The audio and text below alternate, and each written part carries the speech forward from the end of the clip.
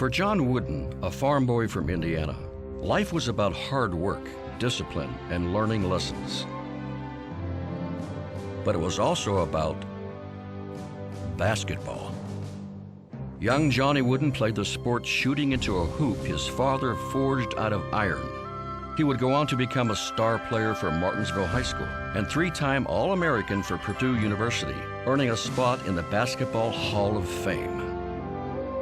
Some might say Wooden's greatest chance came in 1932, when he was offered the opportunity to play professionally for the Boston Celtics. But John Wooden was on a different path. He decided to become a teacher. After coaching high school and college basketball in Indiana, in 1948 he accepted the challenge to coach the weakest team in the Pacific Conference, the UCLA Bruins. Under his leadership and through years of persistence, he would transform the Bruins into the most accomplished college team in history, with an undefeated 88-game winning streak, 10 NCAA championships in 12 years, and 885 victories with only 203 losses. Never before had any team achieved such victory, and never before had any one coach been so successful.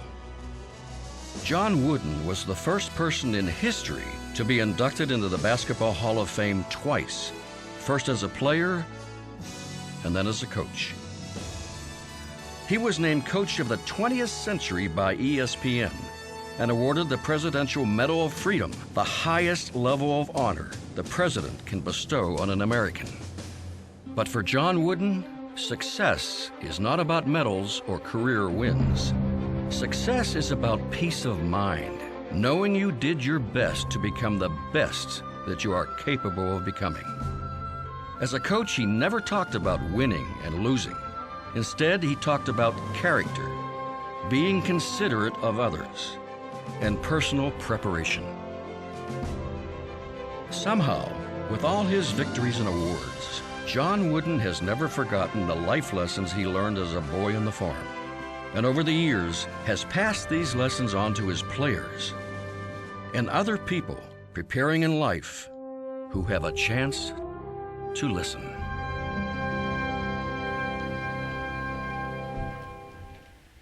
Just absolutely beautiful. A quick thank you. All of you got something very special when you got to your chairs, huh?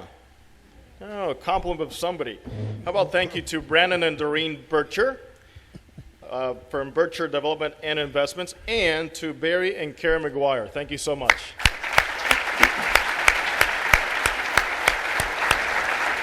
And now it is my privilege to introduce to you coaches Terry Donahue and John Wooden.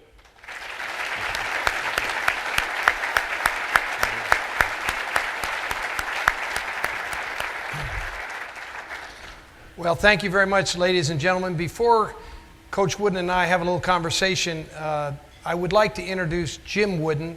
Coach's son is also here. We introduced Nan and Chrissy, his granddaughter, and Craig, his grandson-in-law, but we missed Jim. Jim, where are you? Jim Wooden, way back in the back, ladies and gentlemen. Jim Wooden.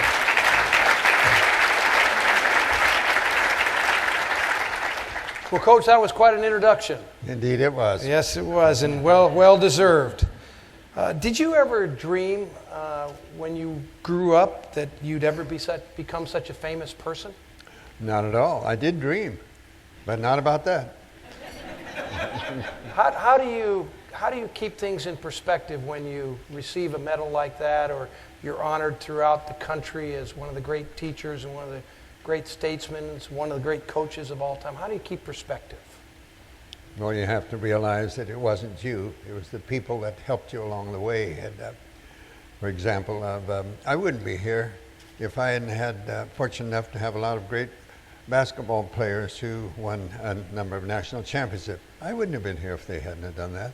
And it wasn't. I hope I had a little help, but without the talent, you'd never be here. So you can't let those things carry you away. I think the strength of a person's character is their ability to accept both the highs and the lows and not let either one of them have an adverse effect on them. If you permit it, either the highs or the lows, if they affect you, it'll be adversely, it won't be positively. Well, we all know how famous you are, but I don't know if a lot of people realize that there's a statue in your hometown that they have that represents you, I guess. And would you tell us about that statue? I know it's a little embarrassing for you, but can you tell us about that? Well, where I went to high school in Indiana, they've named the high school gymnasium after being a street that leads into it, and they've had a life-size statue. But in the delivering of the life-size statue, the head broke off. And they couldn't find the sculpture. He had left and passed away or something that had done the sculpture, so they had to get somebody else. So they sent a picture of someone. It was supposed to be of me, but it wasn't. And they put it up there, and my daughter doesn't like it at all. I tell her, be quiet, honey, so it's better looking than I am. So Coach, as a foundation for your success growing up, who was your greatest influence? My father, beyond any question of doubt, in almost every way. Mother too, but primarily father. And early on, your father gave you something that turned out to provide for you a lifelong foundation. 2 sets of 3, 7-point creed. Could you share that with everyone here today? Well, the 2 sets of 3 that he gave were don't whine, don't complain, don't make excuses, just do the best you can. And the other one is don't lie, don't steal, and don't, what's the third one? Cheat. Don't lie, don't steal, don't cheat. He said if you never lie, you won't have to remember what you said. So that's very important. And then when I graduated from grade school, the 8th grade, my father gave me a card and said, son, try to live up to the things on this card. On one side was a verse by Reverend Henry Van Dyke that said, 4 things a man must learn to do if he would make his life more true. To think without confusion clearly, to love his fellow man sincerely, to act from honest motives purely, to trust in God and heaven securely. And on the other side was a 7-point creed. Be true to yourself. If you're true to yourself, you're going to be true to all others. Some of you may be familiar with one of Shakespeare's famous plays where Polonius is speaking to his son Laertes, who's leaving home on him, go out on the world. His own dad thinks he should give him some advice. He knows he won't listen, but he thinks he should give him some advice. So he says, neither a borrower nor a lender be, for a loan oft loses both itself and friend. And borrowing dulls the edge of husbandry. This above all, to thine own self be true, and it must follow the night the day, thou canst not then be false to any man. And if you are true to yourself, you're going to be true to all others. Next was help others. There's no greater joy than helping others. I think everyone in here would admit, if you stop and think, the greatest joy you can have is to do something for someone else without any thought of something in return. That gives you real joy. Then we had drink deeply from good books, especially the Bible. There's a lot of good literature out of there. There's a lot of chaff too, but you don't have to use it, and don't judge books by the cover either. It's what's inside. It's like what you are. As my wife used to say, Lord, make me beautiful within. That's the important thing. Then the next one is probably what I've used more than anything else in developing my own philosophy of teaching is make each day your masterpiece. Just do the best you can each day. Don't lose the day. You can't do a thing about yesterday. It's gone. It'll never return. You can't change anything. Tomorrow can only be affected by today. Make each day your masterpiece. I stress that so much with my players. One of them who writes me poems, I love poetry, is Swen Nader. And one verse of it, it's rather long, I won't bore you with all of it, but last verse is, Coach, you're a hunter and a seeker, not for silver or for gold, not for treasure or for pleasure or for anything that's sold. You're a connoisseur of living as you move along life's way with no worries of tomorrow where you have found today. That's what we should all do, find today. I think the next one is make friendship a fine art. Don't take friendship for granted. Work at it. It's like marriage. Both sides must work at it. It's not friendship with someone doing something nice for you. It's a nice person. It's friendship when you do for each other. The next one was build a shelter against a rainy day. And he wasn't thinking of an earthly shelter. He was thinking of eternal shelter. The life you lead. Remember when Socrates was unjustly imprisoned, facing imminent death, and he was at ease, he was at peace with himself, and the jailers could not understand that and said, why aren't you preparing for death? And he said, I've been preparing for death all my life, but the life I've led. I believe that's what Dad meant when he said, prepare your life for a rainy day. And then the last was, give thanks for your blessings and pray for guidance every day. And we certainly should do that. I think oftentimes we accept our blessings, our disappointments, we don't accept those. They should belong to somebody else, not to us. But we must accept our blessings and give thanks for them and recognize, as Abraham Lincoln said, if we magnified our blessings the way we magnify our disappointments, we'd all be a lot happier. And certainly that's true. Coach, I got to know this. My mom and dad sit over there, and I know they disciplined myself and my brothers often because we were outrageous kids. Did your father ever discipline you?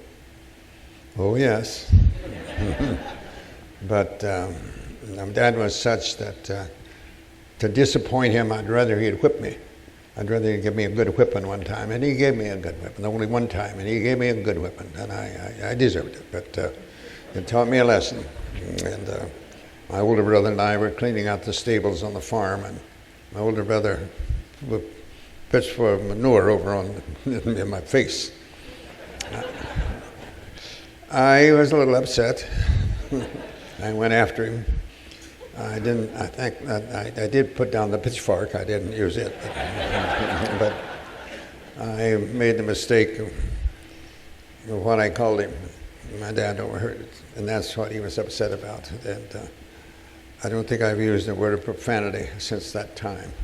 That's been a number of years ago, but he gave me a good whipping. I think he gave my brother a harder one, and he gave me a pretty good one. I had it coming. I knew it was nothing of it, but a harsh word from Dad. There was, did he have it, Dad? My dad was one of the kindest, gentlest, never had a bad word to say about anybody, never used a word of profanity, never had a bad word to say. His sons we'd try to catch him, we couldn't do it. How about today, disciplining children? What are your thoughts on that? Well, remember why you discipline. You discipline to help, to prevent, to correct, to improve. You do not discipline to punish. Punishment oftentimes antagonizes, and it's difficult to get productive results when you antagonize. Now, I do think that one of the best inspiration things we can do for a person is a pat on the back. We all love a pat on the back, but sometimes it has to be a little lower and a little harder.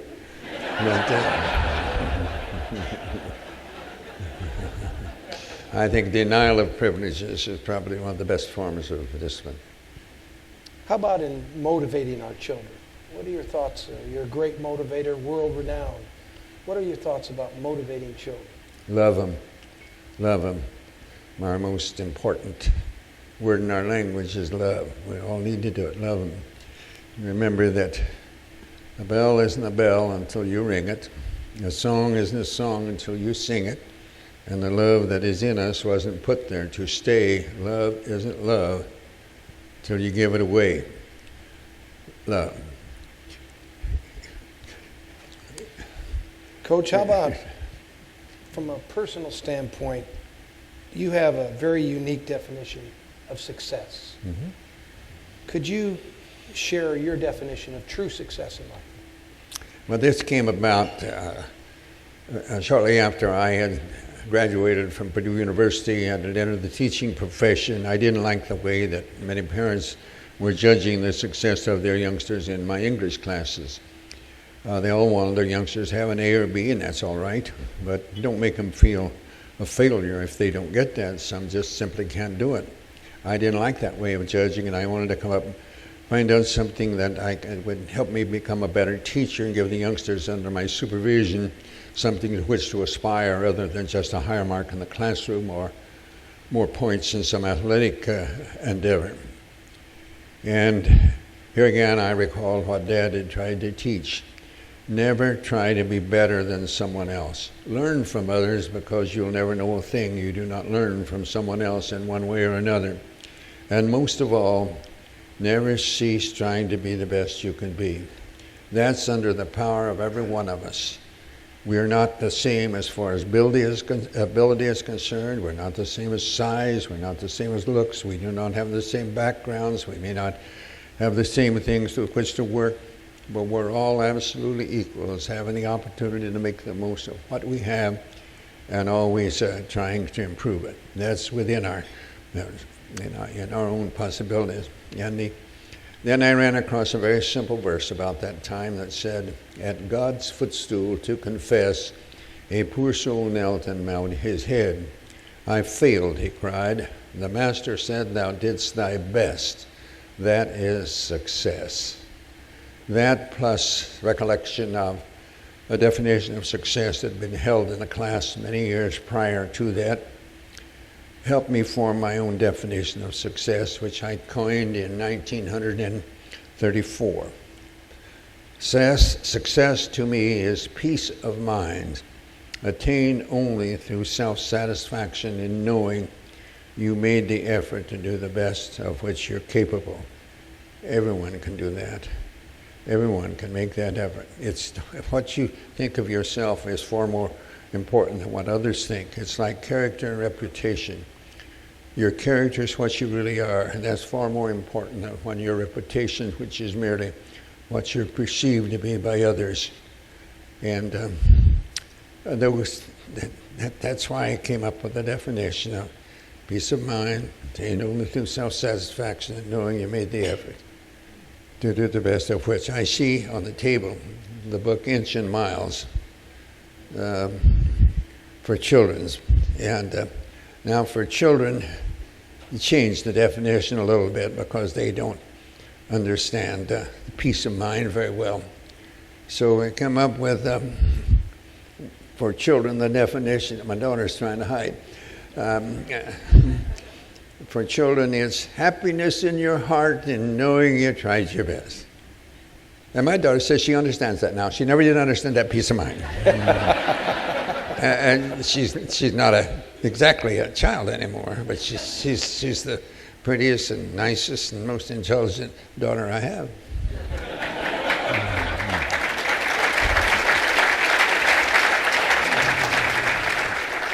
Coach, your definition of success led you to your pyramid of success. Could you just share with us some thoughts about your overview of the pyramid and just generally how you came to that? Well, this definition in my mind, wasn't serving the purpose for which I had hoped as well as I had hoped.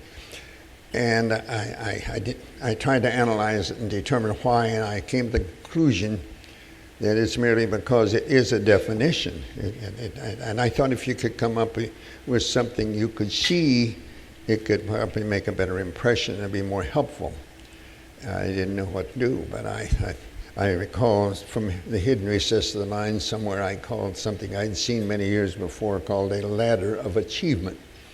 Someone had taken a ladder, he had 5 rungs in the ladder, and this person had named each rung of the ladder some particular trait or characteristic that this person felt was necessary to get to the top of the ladder to be, which in one sense or another, that's where we'd all like to get, to the top of the ladder. We might differ on what we consider the top of the ladder to be, but we'd like to get there. We'd like to improve and be better. Of course we would. And I couldn't use a ladder because somebody else had, but it gave me an idea. And I started working on something that I chose to call a pyramid of success. I put at the apex, success, according to my definition. That's where I want to get.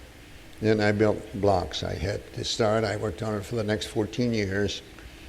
I completed it when I was teaching at Indiana State University just prior to coming to UCLA.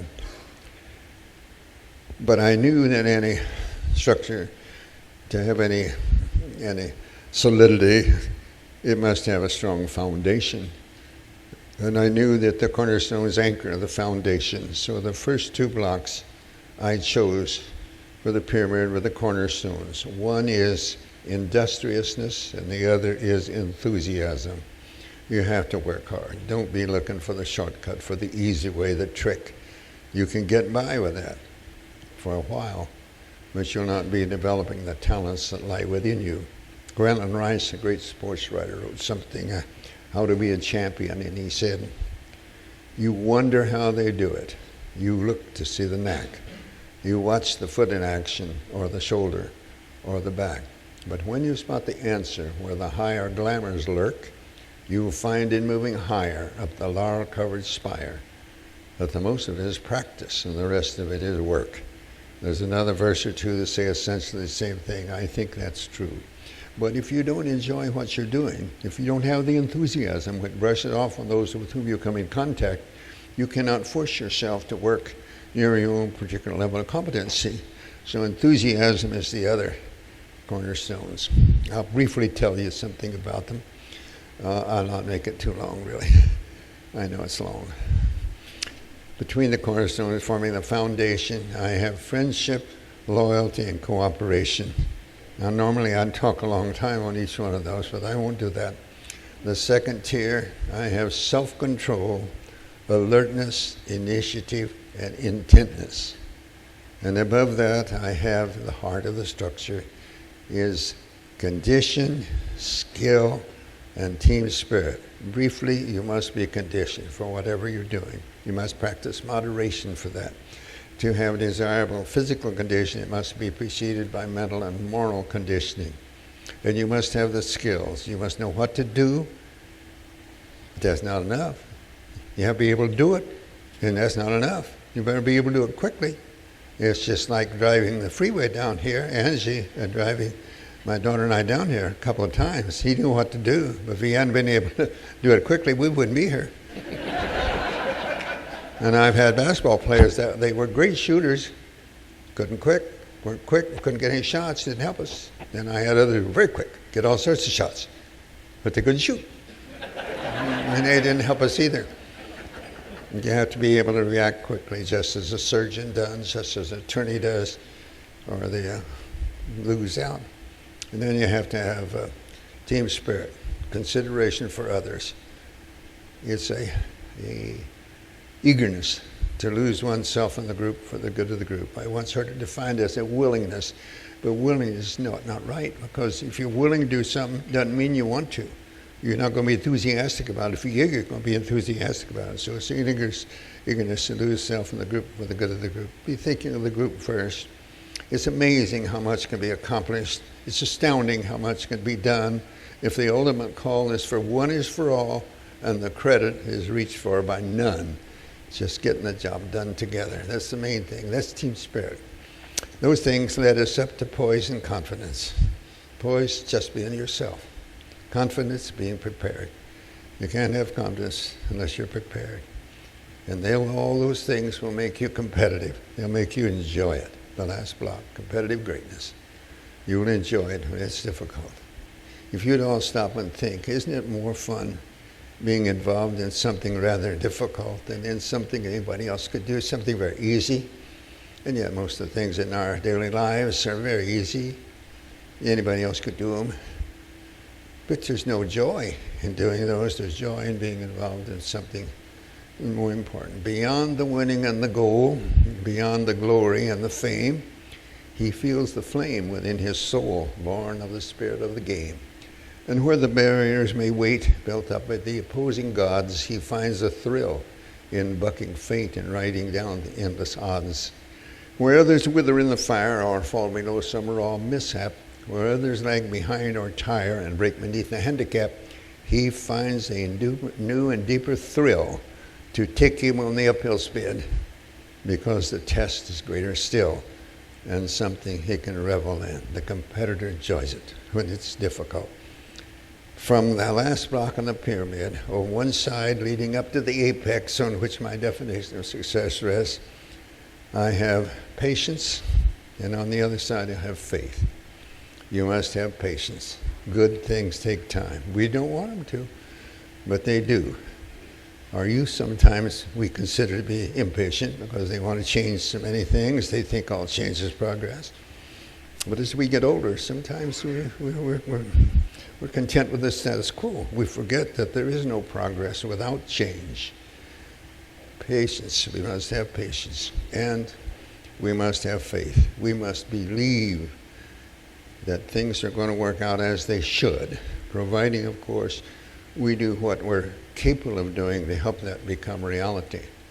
I believe many times we want things to happen a certain way, but we don't do everything we're capable of doing to help that become reality. We must have faith. If we do the things that we should do, we live the lives we should live, and so on, everything's going to be great. As, who was it, one of them, Con Breyer said, so live that when thy summons comes to join that innumerable caravan where each shall take his chamber in the silent halls of death. Go not like a quarry slave at night, scourged to his dungeon, but sustained and soothed by an unfaltering trust. Approach thy grave like who wraps the draperies of his couch about him and lies down to pleasant dreams. If you have faith, you believe in things like that, the things will work out as they should, not the way we necessarily want them to. Unbelievable, Coach. I mean, unbelievable.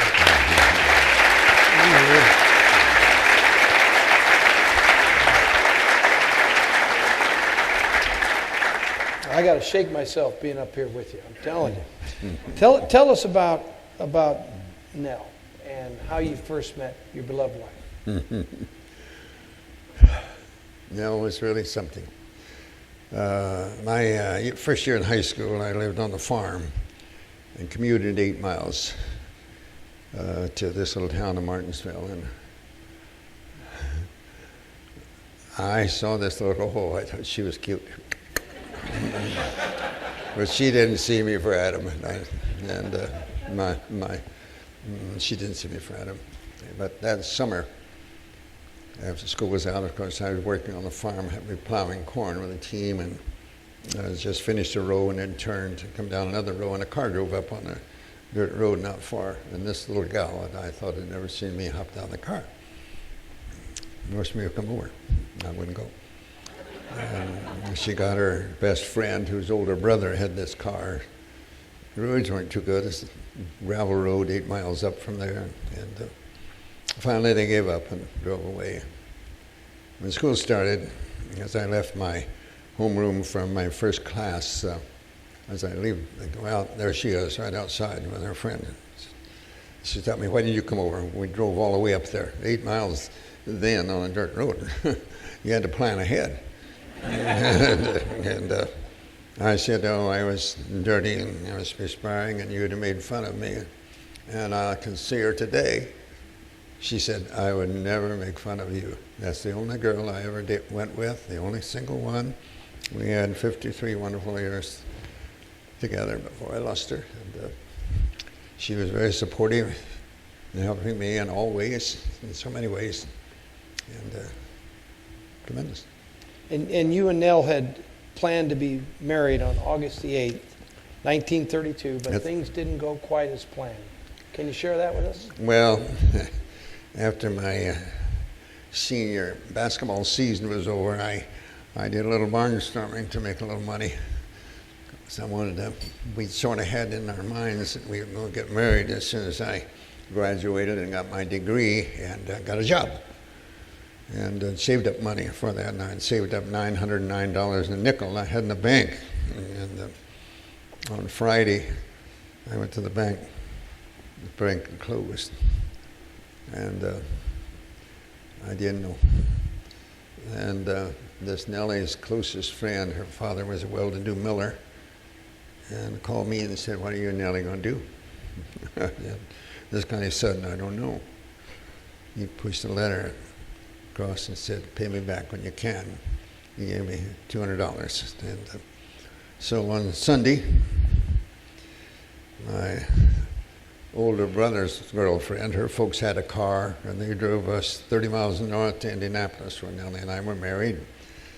And my brother and his girlfriend stood up for us, and the minister's wife. And then we went to the theater. We went to Bamboo Inn, had dinner at the Bamboo Inn. Then we went to theater. I saw the Mills brothers make their very first appearance in Indianapolis. The very first ones, August 8th, 1932.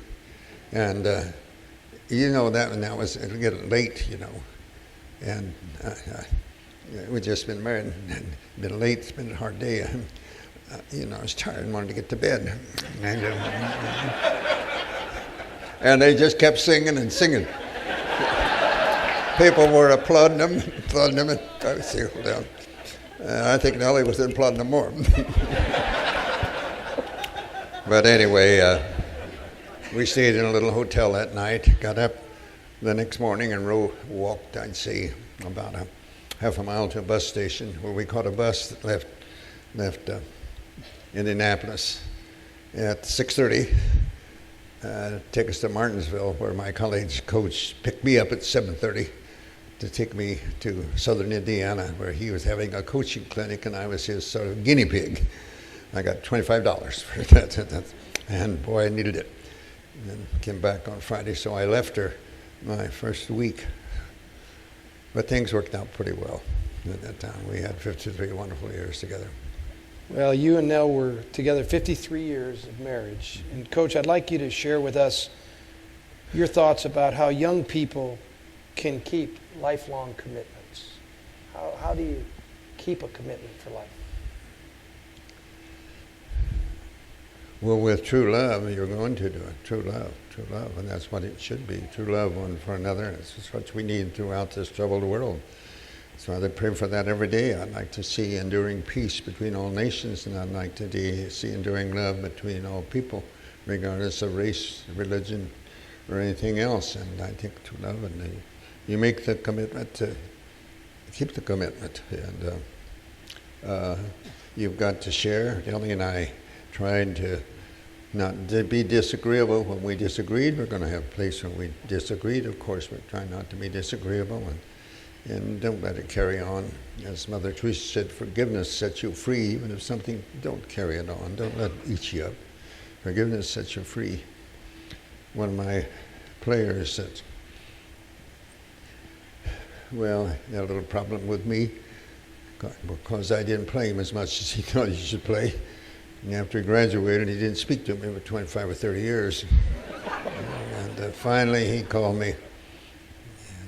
And we visited and talked. And I talked to him about, you ought to forgive. You must forgive. And he wrote, he had written, the first poem he ever wrote was, he titled it, Forgiveness Sets You Free, because I'd used that in talking in our reconciliation. He said the last verse is let's see, the answer's there for all to see from our dear coach and Mother T.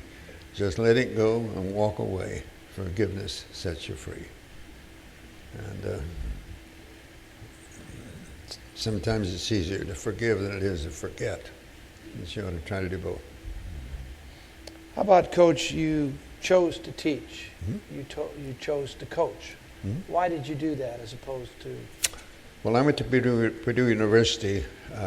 I wanted to be a civil engineer. That was my hope. And I didn't know. High school counseling wasn't as good then, obviously, as it is today. And I didn't know to get my degree in civil engineering, I had to go to civil camp every summer. And I couldn't do that. I was going to have to work in the summer. There were no athletic scholarships in those days, and my parents had no financial means to help, and I was going to have to certainly work in the summer. And I didn't find out until the end of my freshman year when they came around. I was going to have some choice of where I would go to civil camp. I'd go but to get paid, sort of like laboratory work you do in class. And then I knew that I had to change, so I changed to a liberal arts course, majored in English, and I knew from that time on I'm going to teach. And I've never regretted it. I'll bet. We didn't regret it either, by the way. We're happy you did it. all those great UCLA basketball teams, those national championships, but you had 3 rules for your teams. Can you share that with us today? Well, in my earlier years, I had a lot of rules and a few suggestions. My later years, that turned around. I had a fewer rules and more suggestions. The 3 that I stuck with pretty much through my time was that I was a stickler for time. I think it had to be the class, it had to be the bus, it had to be at the table, whatever it is. I was a stickler for time. And so be on time was one. And the other one was never criticize a teammate. I'd say that's my job. I'm paid to do it. Pitifully poor, but I am paid to do it. I couldn't say that if I were teaching today. And third was not one word of profanity. I would not permit one word of profanity. If that happened on the floor for practice, you're out of here for the day. Then forget it. Don't start it. When they come back the next day, don't say, you better not say that again. Take care of it. Like your own children at home. Take care of it then, and then don't keep harping on it afterwards. And let's see. Is that the 3? No profanity, be on time, and no profanity, and not one word of profanity. Yeah, not one word of profanity. If I catch you profanity in a game, you're coming out. I didn't see how long, but you're going to be out.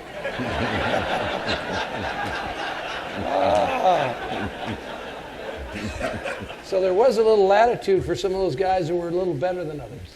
Well, you must never treat everybody alike, Terry. That shows partiality when you treat everybody alike. They're all different.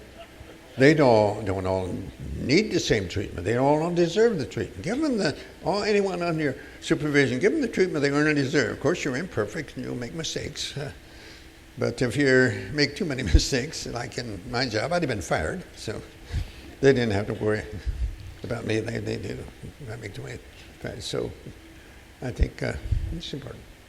Coach, I've heard you say that Abraham Lincoln and Mother Teresa were 2 people that they're 2 of your favorite people, and you learned great lessons from both of them. Could you share that with us? Well, Abraham Lincoln is my favorite American, and so many things about him. The immortal Gettysburg Address, beautiful, beautiful, more than many volumes. And I think his second inaugural address is wonderful too, with malice toward none, with charity for all, and so many other things that he said. I told Bill Walton the other night when he spoke, I thought at length a little too much. And he quoted me, and he quoted me a lot of Lincoln quotes that I'd used at the time, and I said, Bill, you failed to use one of the Lincoln quotes that's very important. He said, what was that? Well, he said, it's better to keep quiet and let people think you are a fool than to speak up and remove all doubt. You ought to think of that one.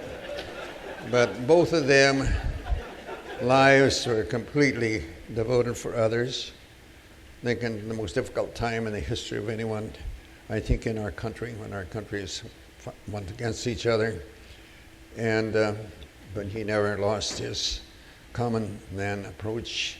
He was just at the end of that terrible war between the states, when he was being criticized by the Secretary of State, then you're supposed to, they were talking about retribution. He said, you're supposed to destroy your enemies, not make friends of them. And his answer, of course, was, am I not destroying an enemy when I make a friend of them? And he said, the best thing a father can do for his children is love their mother. He said, the worst thing you can do for those you love are the things they could and should do for themselves. He said, it's better to trust and be disappointed once in a while than to distrust and be miserable all the time. And honey, my daughter, please try to remember that one. You know, there's so many things like that. And of course, Mother Teresa, the same one. If anyone ever, she said, life not lived for others is not a life. And if anyone ever truly lived their life for others, it was Mother Teresa. And I'd say she's the person for whom I have the most respect and admiration that's lived in my lifetime. And Lincoln is my favorite American. Coach, last question for you. You're in your 97th year. You have some great advice about not looking back. Could you share with us the poem, Don't Look Back? I'm in my 98th year, Terry. I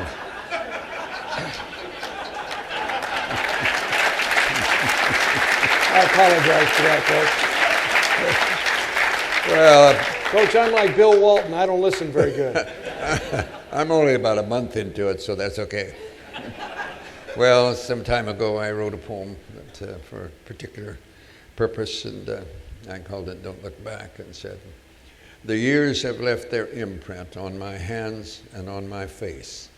Erect no longer is my walk, and slower is my pace. But there is no fear within my heart because I'm growing old. I only wish I had more time to better serve my Lord. When I've gone to him in prayer, he has brought me inner peace. And soon my cares and worries and other problems cease. He's helped me in so many ways. He's never let me down. Why should I fear the future when soon I could be near his crown? Though I know down here my time is short, my time is endless up there, and he will forgive and keep me ever in his loving care. Ladies and gentlemen, the one and only John Wooden. Coach, thank you so much. Thank you, Terry. We can't thank you enough. Thank you so much.